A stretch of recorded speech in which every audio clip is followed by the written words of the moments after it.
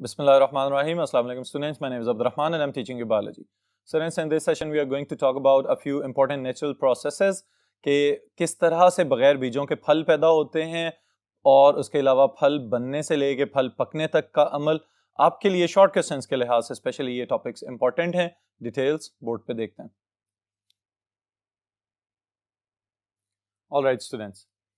जब हम फलों की बात करते हैं स्टूडेंट्स तो यहाँ पे सबसे पहले नंबर पे हमारे जहन में दो चीज़ें आती हैं कि एक तो वो फ्रूट्स हैं जिनके अंदर बहुत ज़्यादा सीड्स मौजूद होते हैं और कुछ फ्रूट्स इस तरह के भी हमें खाने को मिलते हैं कि जिनके अंदर बीज नहीं होते। तो सवाल ये पैदा होता है कि वो पौधे जिनके अंदर बीज नहीं है, how they have been reproduced, तो उनकी रिप्रोडक्शन के अमल के हवाले से एक बहुत इंपॉर्टेंट चीज़ यहाँ पे हम डिस्कस करने जा रहे हैं, that is parthenocarpy. Alright students, now what is parthenocarpy और फिर इसके कौन कौन से फैक्टर्स हैं जो इंपॉर्टेंट हैं। सिग्निफिकेंस इसकी यही है कि सेक्सुअल रिप्रोडक्शन नहीं हो रही, तो that's why it is a rapid generation process, जिसमें हम स्पेशली अगर बनानास वगैरह की बात करते हैं तो हमें पता चलता है कि ये ट्रिप्लॉइड ऑर्गेनिजम्स हैं।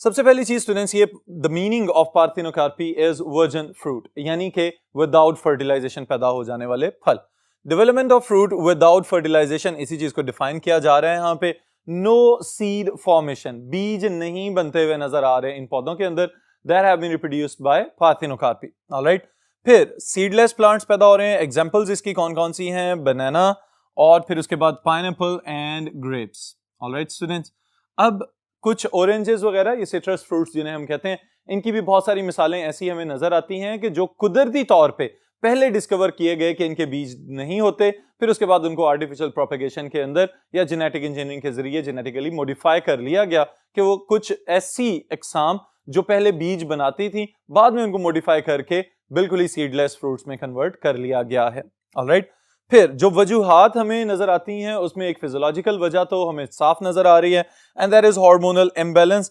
And usually it is high oxygen levels in ovaries. अब स्टूडेंट, समझने वाली बात यह है कि बिल्कुल इसी तरह कि जैसे हम ये कहते हैं कि सेल को अपनी एक्टिविटीज रेगुलेट करनी पड़ती हैं, तो इसका मतलब यह है कि बहुत सारी एक्टिविटीज में बहुत सारे चेक्स एंड बैलेंसेस होते हैं। तो प्लांट्स के हार्मोन प्रोडक्शन और फिर उसके बाद हार्मोन्स का जो इन्फ्लुएंस है सेल्स के ऊपर और टिश्यूज के ऊपर, it should also be checked. Alright, और नेचुरली ऐसा हो रहा होता है बहुत सारे सेल्स के अंदर, बहुत सारे टिश्यूज के अंदर। समटाइम्स ऐसा पॉसिबल है कि नेचुरली इन्हीं हार्मोन्स के लेवल्स एलिवेट हो जाएं अपनी नॉर्मल परसेंटेज से। जब इनके नॉर्मल लेवल से इनकी मिकदार बढ़ जाएगी तो उसकी वजह से ये फिर इस तरह की तब्दीलियां या इस तरह की चेंजेस हमें नजर आ सकती हैं। ऑलराइट, अब इसी चीज को जब ऑब्जर्व किया गया कीनली तो फिर पता चला कि हम ये मसनूई तौर पे भी कर सकते हैं, और मसनूई तौर पे तभी किया जाता है जब हमें यहाँ पे कोई ना कोई कमर्शियल या इकोनॉमिक इंपॉर्टेंस नजर आ रही हो। सो आर्टिफिशियल इंडक्शन भी पॉसिबल है, it is artificially induced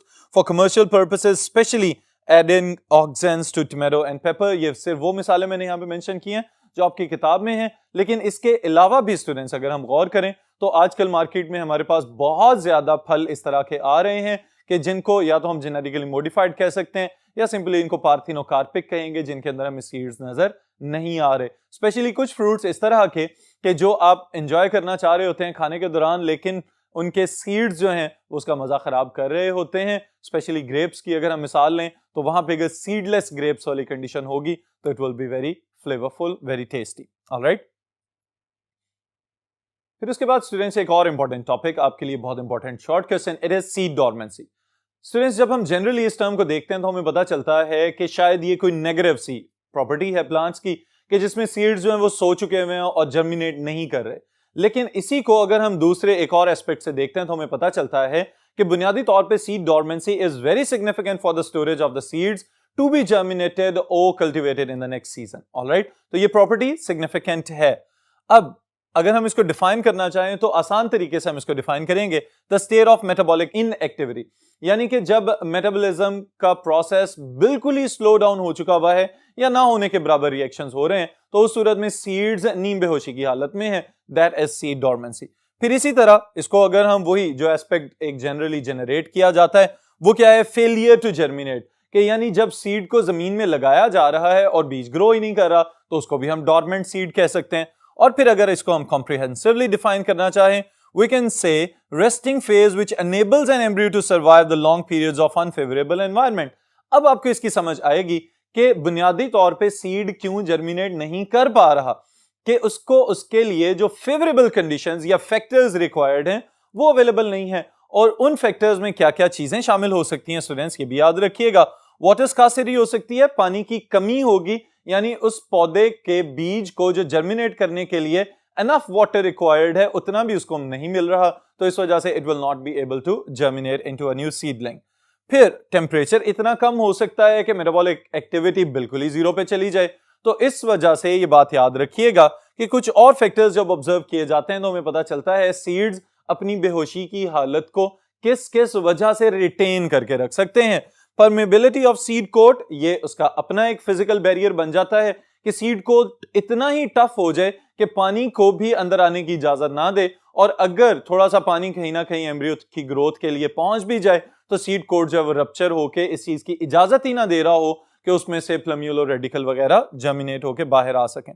then is the immaturity of embryo, के अभी एम्ब्रियो खुद ही इस काबिल नहीं हो सका कि वो फेवरेबल कंडीशंस को प्रॉपर्ली डिटेक्ट करे और जर्मिनेट कर सके। और फिर chemical inhibitors with in the plant भी हो सकते हैं, विद इन द सीड भी हो सकते हैं, और साथ ही साथ हम ये भी कह सकते हैं कि सराउंडिंग एनवायरनमेंट में कुछ पॉइजनस केमिकल्स या फर्टिलाइजर्स या पोल्यूटेंट एफ्लुएंट्स वगैरह भी मौजूद होंगे जो कि उसकी इस जर्मिनेटिंग एक्टिविटी को इनहिबिट कर रहे हैं ताकि एंजाइमेटिक रिएक्शंस को रोका जा सके। ऑलराइट स्टूडेंट्स, फिर सिग्निफिकेंस की जब हम बात करते हैं तो एक बहुत अच्छी चीज आपकी किताब में मेंशन की गई है, और वो क्या है कि बाज़ औक़ात डोरमेंसी का इतना भरपूर फायदा ये पौधे उठा लेते हैं कि इनके जो सीड्स हैं अगर उनको किसी जगह पे अनफेवरेबल कंडीशंस अवेलेबल हैं तो वो तो बेहोशी की हालत में रहेंगे, लेकिन अगर टेम्परेरी फेवरेबल कंडीशंस मिलें, जैसे कि यहां पे मेंशन किया गया है कि warm spell with in the winters, यानी सर्दियों में भी अगर थोड़ा दर्जा हरारत बढ़ जाए तो ऐसा नहीं होगा कि सीड्स जो हैं वो फौरी तौर पे जर्मिनेट करना शुरू हो जाएं, उस वक्त भी वो सीड्स डोरमेंट स्टेट में ही रहते हैं, क्योंकि अगर वो उस वक्त जर्मिनेट कर गए तो थोड़े अरसे के बाद ये भी मुमकिन है कि अनफेवरेबल कंडीशंस दोबारा से डोमिनेट कर जाएं, तो उस सूरत में फिर पौधा जो है वो जो सीडलिंग बन चुका हुआ था यानी जर्मिनेटिंग स्टेट में आ चुका हुआ था, अब वो फर्दर सर्वाइव नहीं कर सकेगा। That can prove to be fatal for that specific seedling. Alright, तो इस लिहाज से ये बात बहुत इंपॉर्टेंट है कि सीड्स के अंदर एक बायोलॉजिकल क्लॉक सेट कर दिया गया, और फिर उसके साथ ही साथ जो फेवरेबल कंडीशंस हैं, जब ये एक सिंक्रोनाइज्ड सेट बनता है चेंजेस का, तभी सीड्स जो हैं वो प्रॉपर्ली जर्मिनेट कर पाते हैं, अदरवाइज ये सीड्स अपनी डोरमेंट स्टेट में ही रह जाते हैं। Then students, we will talk about the fruit set and fruit ripening, यानी कि फल का बनना और फिर उसके बाद फल का पकना, ये दो अलग-अलग से प्रॉपर्टीज हैं जो प्लांट्स की रिप्रोडक्शन के लिहाज से बहुत ही ज्यादा इंपॉर्टेंट है। पहली बात जो हम यहां पे डिस्कस करेंगे, इट इज फ्रूट सेट, फल का लगना। अब फल के लगने से क्या मुराद है कि बुनियादी तौर पे स्टूडेंट्स अगर आपको फ्लावर का स्ट्रक्चर याद हो तो हम वहां पे पढ़ चुके हुए हैं sepals, petals, then is stamen and carpel. जो स्टेमन एंड कार्पल हैं ये एसेंशियल पार्ट्स हैं, रिप्रोडक्टिव पार्ट्स हैं उस फ्लावर के, और जो ओवरी वाला हिस्सा है it will be the fruit in future. जैसे ही ओवरी पक जाए तो फिर वो कन्वर्ट हो जाती है इनटू द फ्रूट। अब ये वाली चीज समझने से ताल्लुक रखती है कि ओवरी के अंदर कौन सी ऐसी चीज थी जिसने स्टिमुलेट किया कि भाई अब आपका फ्रूट में कन्वर्ट होने का टाइम हो चुका हुआ है। तो वो जो फ्रूट में कन्वर्जन का टाइम है, it starts with the germination of the pollen grain when it falls on the stigma. Alright, जैसे ही पोलन ग्रेन आके स्टिग्मा के ऊपर गिरेगा तो उसने फौरी तौर पे क्या करना है,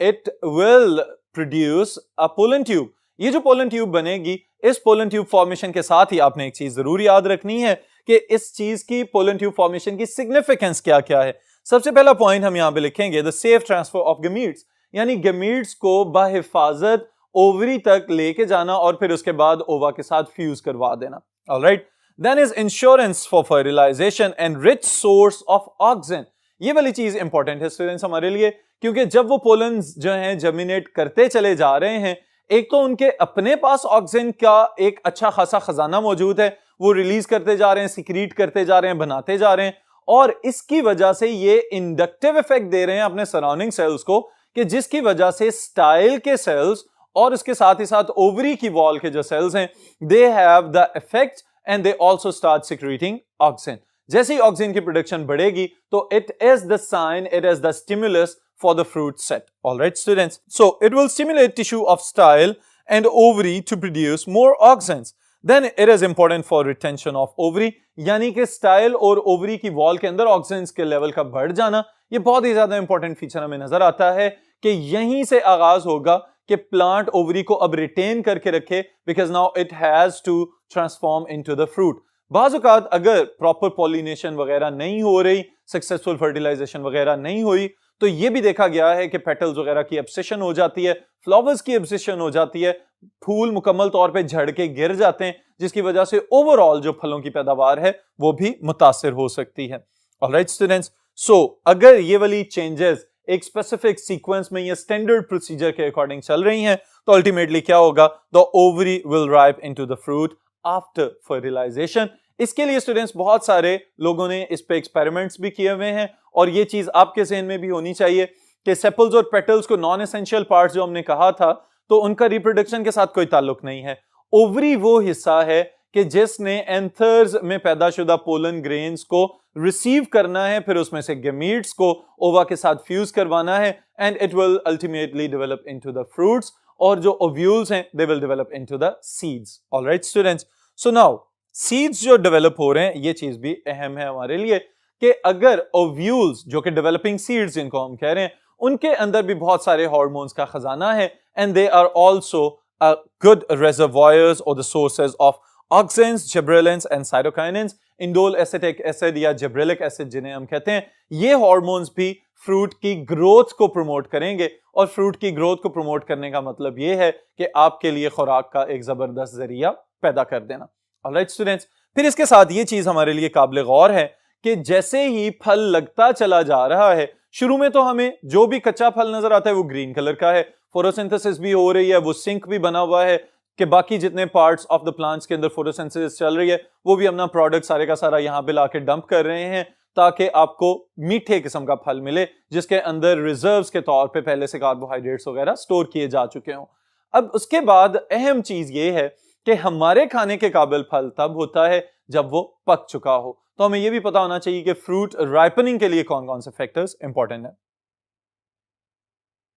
जी स्टूडेंट्स, फ्रूट राइपनिंग के लिहाज से पहली चीज तो आप अपने जहन में यही रखिएगा कि the most important one are the phytohormones, जिनको हम प्लांट हार्मोन्स कह रहे हैं, जिसमें ऑक्सिन्स का सबसे अहम किरदार हमें नजर आता है, क्योंकि फल लगने से लेके फल पकने तक ऑक्सिन ही मेन स्टिमुलेंट बना हुआ है, और अल्टीमेटली वो जो एक इंस्टेंट ट्रांसफॉर्मेशन हमें नजर आती है कच्चे फल से पक्के फल की जानिब ट्रांसफॉर्म होने के लिए, तो वहां पे हमें इथीन की जरूरत होती है। Alright students, so now phytohormones are mainly associated with development of the embryo, accumulation of food reserves in seeds, and accumulation of food reserves in pericarps, sometimes in some plants. Alright, फिर एक बहुत important short question आपने याद रखना है, बुनियादी तौर पे इसका ताल्लुक किस चीज के साथ है, जो रैपिड राइपनिंग हमें नजर आती है कुछ फलों के अंदर, वहां पे हम कहते हैं कि क्लाइमेक्टेरिक फ्रूट्स कहलाएंगे ये वाले पौधे, जिनके अंदर क्लाइमेक्टेरिक एक्टिविटी नजर आ रही है। और ये एक्टिविटी क्या है कि रेस्पिरेटरी एक्टिविटी, यानी कि मेटाबॉलिक रिएक्शंस बहुत स्पीड के साथ शुरू हो जाएं,